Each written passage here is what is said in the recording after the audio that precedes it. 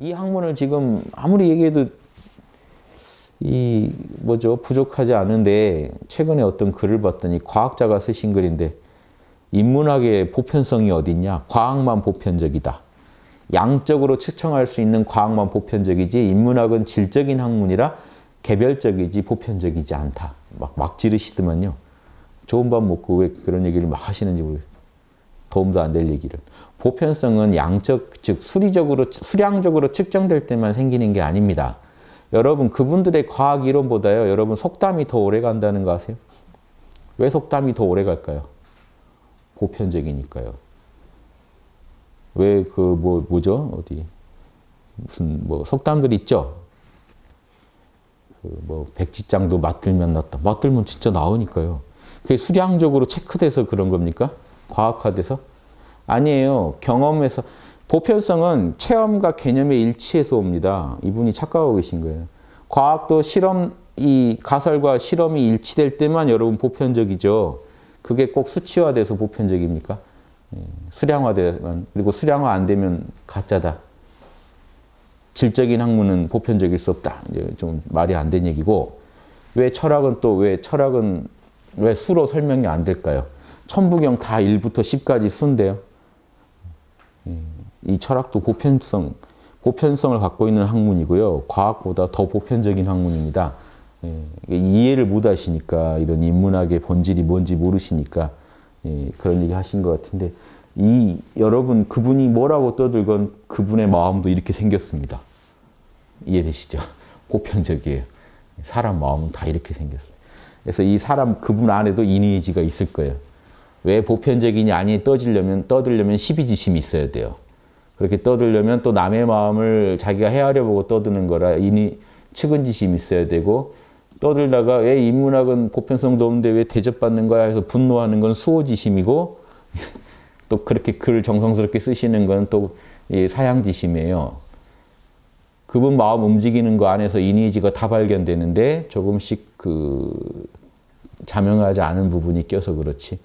어떻게 인문학은 보편적인 학문이 아니란 말을 겁없이 하실 수 있는지 그런 거 안타깝습니다. 저는 이게 더 훨씬 인류가 진짜 10,000년 뒤에 지금 과학자들 이론이요. 10,000년 뒤에 살아남으리란 법이 없습니다. 과학은 달라요. 과학은 발전할수록 빨리빨리 지금 예전 게 사라지죠. 철학은 지금 3,000년 전 거 논어 보고 있죠. 서경 읽고 있습니다. 구약 이런 거 언제 거예요? 이거 보고 있어요. 왜 그럴까요? 진짜 안 바뀌는 부분이고, 거기 보편적인 답이 찾아지기만 하면요. 이 인문학이라는 건 인간이 존재하는 한 함께 갈 학문이에요. 인의지라는 건 인류 있는 한 함께 갈 겁니다. 네가 당해서 싫은 건 남한테 하지 마라는 건요. 인류가 살아있는 한 법이 될 겁니다. 근데 지금 일반 상대성 이론이니 특수 상대성 이론이니 과연 100년 뒤, 1000년 뒤에도 그 법칙을 인정받을 수 있을까요? 실험이 정밀해지다 보면요. 과학은요. 날마다 법칙을 세웠다 허물고 합니다. 왜냐? 왜 그런지 아세요? 여러분 몸뚱이만 해도 여러분이 어떻게 돌아가는지 몰라요. 전혀. 그런데 이 물질의 세계에서 법칙을 찾아낸다는 거는요. 어려워요. 쉬우면서 어려워요. 쉬운 거는 조금만 실험해보면 뭔가 법칙이 자꾸 보여요. 근데 완벽하게 다 풀었다는 건 어려워요. 왜냐하면 실험을 해보면 해볼수록 더 정밀해질 테니까요.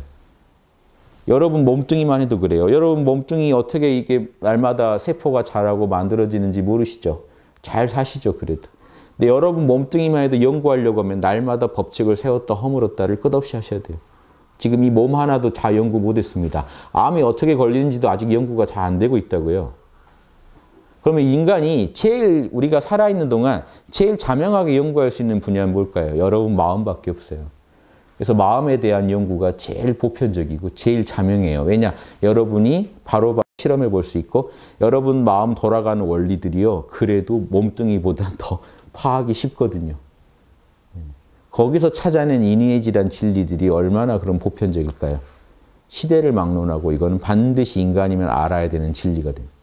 몸뚱이에 대한 정보도 앞으로 끝없이 의학이 더 발전해야 돼요. 지금 한의학적 접근과 서양의학적 접근과 인도 아유르베다에서 접근하는 거, 이걸 회통할 만한 이론이 또 나와야 되지 않을까요? 앞으로? 아직 못 만들고 있죠. 물질 차원에서는 서양의학이 잘하는데 에너지적 차원까지 들어가면요. 그럼 또 동양의학이나 이런 한의학이 뭔가 할 일이 있단 말이에요.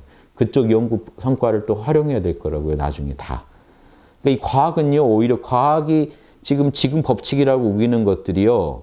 되게 제한된 법칙이고 더 큰 법칙이 또 찾아지면 이 법칙들은 또 다시 위상이 다시 재정리되고 그 아인슈타인이 상대성 이론 찾아내니까 뉴턴의 이론이 또 그 의미를 잃는 것처럼 오히려 과학은요. 법칙을 함부로 얘기하면 안 됩니다. 어떤 조건에서 이렇더라 하는 그리고 더 심오한 법칙이 얼마든지 발견될 수 있음을 전제하고 가야 돼요. 그런데 마음은 천년만년 가도 이 마음이거든요. 그래서 이 마음을 가지고 연구해낸 법칙들이요.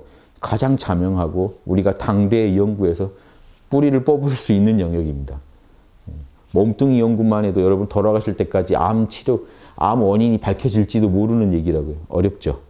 신기하죠. 벌써 몸뚱이도 내 마음 바깥의 영역이기 때문에 여러분한테 직접적인 영역이 아니거든요. 자고 나면 자꾸 이놈이 변해 있지. 근데 내 마음은 나한테 다 느껴지잖아요. 마음의 변화가. 제일 관찰하기 좋은 대상이고 거기서 찾아지는 보편성이라는 게 가장 여러분 꼭 아셔야 되는, 여러분이 제일 잘 알아야 되는 건 우주가 바로 파악할 수 있게 해놨을까요? 이렇게 한 다리 건너서 파악하게 해놨을까요? 한 다리 건너서 파악하라고 해놓은 건요. 파악 안 해도 사실 상관없다는 얘기예요. 그렇죠? 여러분 애가 어떻게 만들어진지 모르지만 다 인간 복제해 가면서 잘 살고 있잖아요. 아무도 복제의 기술, 뭐 원리 이런 거 몰라도요. 다 복제해 가면서 지금까지 인류가 살아왔습니다. 밥통 원리 몰라도 밥 잘 지어서 드시거든요. 그거는 필수적인 건 아니란 얘기죠. 그런데 여러분 마음 돌아가는 원리를 모르시면요. 살 수가 없어요. 이만큼 직접적이고 가장 보편적인 학문을 자꾸 이렇게 무시하는 말 이렇게 들으면 저 참 답답하다. 갈 길이 멀다. 아무튼 저도 이렇게 또 설명해 보는 겁니다. 우리가 꼭 알아야 되고 가장 알기 쉽고 실험해 보면 바로 알 수 있는 영역인데 이 영역은 소홀히 하면서 간접적이고 우리가 아무리 실험해도 우리가 살아서 다 끝까지 파본다는 보장이 없는 그 분야를 절대시하고 가장 내 가까이에서 꼭 알아야 되고 가장 알기 쉬운 것들을 무시하면요. 본말이 전도됐잖아요. 그래서 대학에 이런 말 합니다. 일반인부터 천자까지 자기 닦는 게 제일 근본이다. 결국 자기 마음 닦으라는 얘기거든요. 그런데 사람들이 근본에다가 투자 안 하고 말단에다가 투자한다. 이게 안타깝다라고 써놨어요.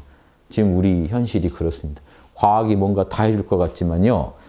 저는 과학을 잘 안 믿습니다. 뭐냐면 안 믿는다는 게 객관적으로 실험과 이론이 딱 합치된 거는 믿는데요. 자명하니까 그것도 그 한계 안에서요. 그 조건에서 그런 현상이 난다. 이것만 믿어야지 더 믿을 필요는 없거든요. 그런데 제가 못 믿는 게 뭔지 아세요? 그 과학자들의 마음이요. 저 과학자는 과연 이니지가 있을까를 봅니다. 이니지 없는 과학자는 사기를 쳐요. 작은 증거를 가지고 침소봉대에서 확대해서 발표합니다. 나중에 다 그거 깨져요. 그때 황우석 박사가 뭔가 좀 무리수 뒀던 게 다 밝혀지듯이 언젠간 다 밝혀져요. 일본에서도요, 뭐 노화를 막는 뭐 세포 발견했다고 했다가 뻥이었죠. 다 밝혀집니다. 그러니까 무리수를 자꾸 두시는 분들이 나오면 그 과학이라고 해서 여러분이 다 믿으시면 안 되는 이유가 과학자의 마음이 지금 이니지에 부합되게 쓰이고 있다는 증거를 못 찾으시면 그 사람 말 믿으면 안 되거든요. 무슨 말을 해도. 이해되시죠? 결국 마음의 문제가 제가 얘기하고 싶은 거는 과학이고 뭐고 간에 과학도 뭐로 하는데요? 다 마음으로 해요.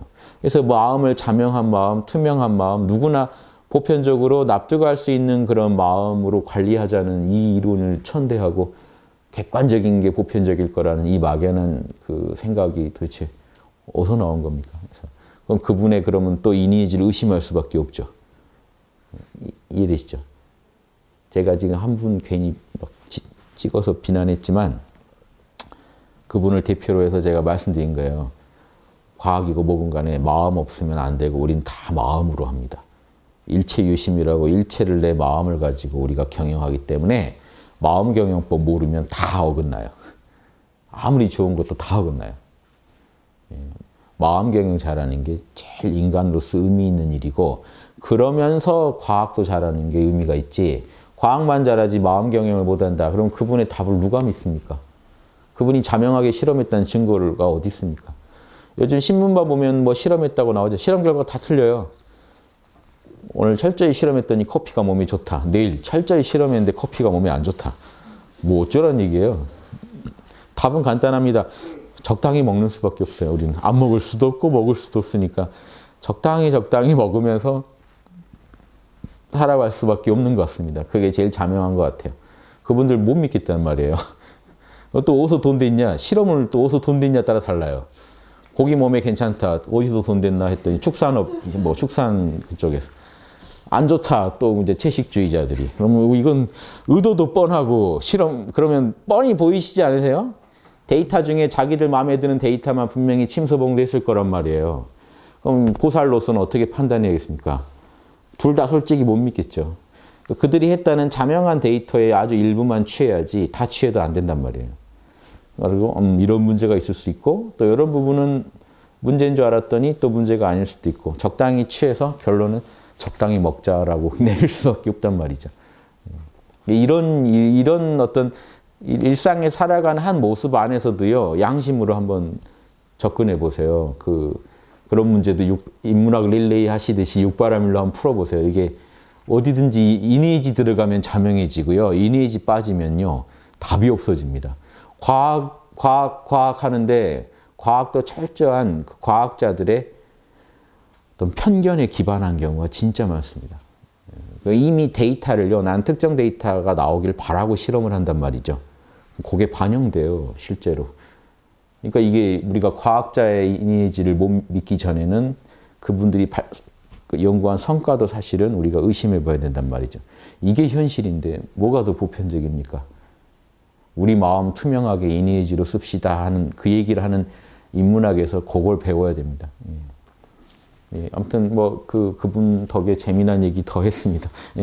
예, 여기까지 마치겠습니다.